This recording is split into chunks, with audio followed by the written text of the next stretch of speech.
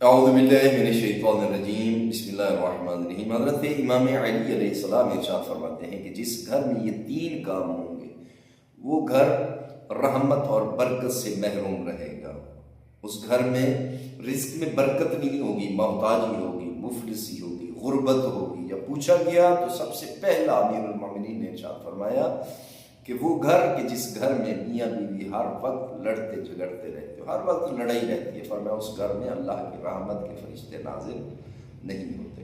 Number 2، جس گھر میں صبح دیر تک سونے کا رواج ہو، صبح سویرے رزق تقسیم ہوتا ہے، وہ بندہ سویا رہتا ہے، جب تقسیم کا وقت ہوتا ہے پھر پورا دن محنت کرتا رہے، رزق کما لے گا لیکن اس میں برکت نہیں ہوگی۔ نمبر 3، جس گھر میں اپنے رشتہ داروں کی غیبت کی جائے، یہ ایک قبیح کام ہے جو اللہ کو ناپسند ہے۔